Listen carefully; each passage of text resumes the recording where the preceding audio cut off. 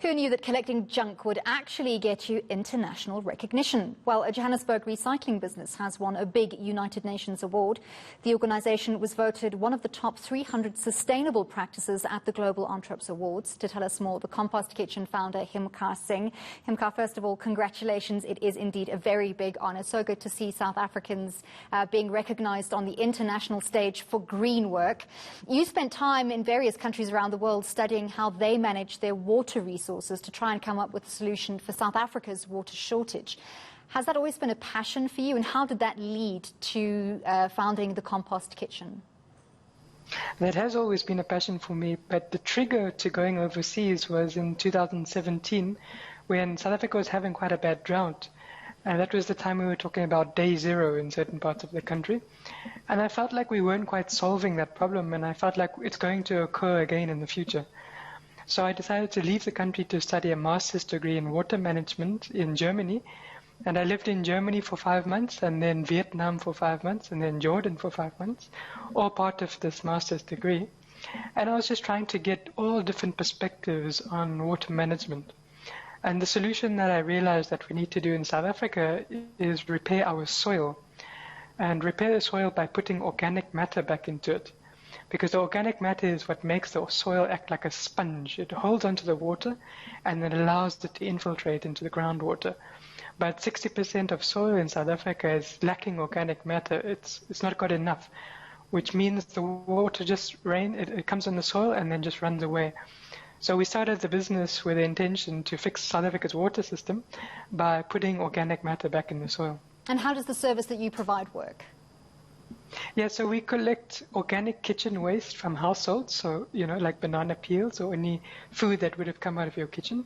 Then we feed it to earthworms, which eat it, and they produce something called vermicompost, which is just really rich feces. And then we give the vermicompost back to customers at the end of the month to use in their gardens. It's such an incredibly simple concept, but something that does something that we absolutely can't do without.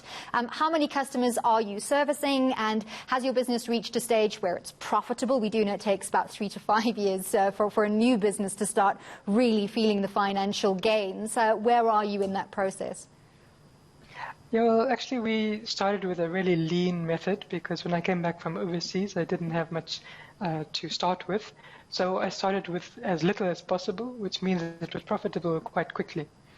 And it continues to be profitable because we try to use partners instead of doing everything ourselves. It's just a more efficient way of starting.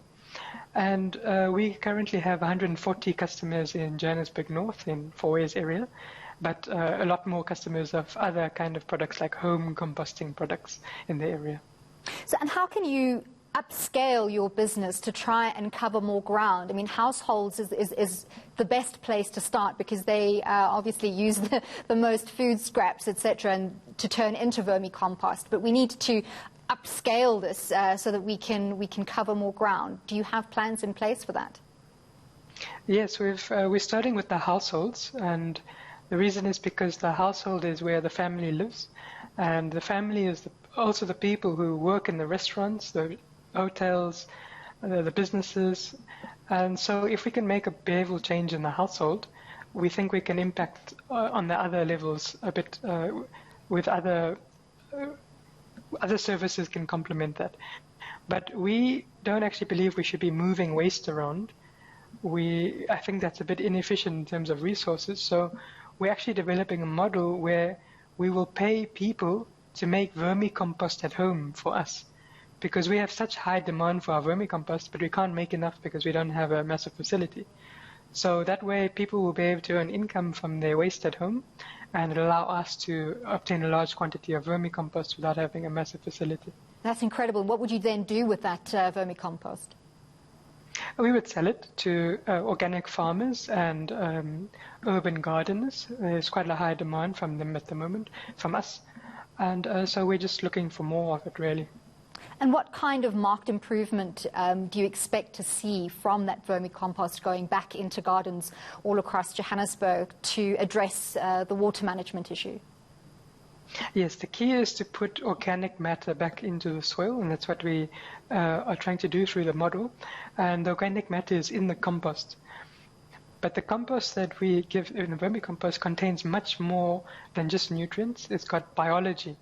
It's got biology that has come from the gut of the earthworm, and then a whole host of other organisms that feed off of that system. So we're trying to put the biology and the food for the biology back into soil through the vermicompost, and we think if we keep doing that on a regional scale, then eventually we may see large changes in the water system in terms of the rivers being full and the lakes being clean. And we'll get there eventually. We've just started. Absolutely. Thank you very much for speaking to us. That was the founder of the Compost Kitchen, Himkaar Singh. Small steps, we'll get there eventually.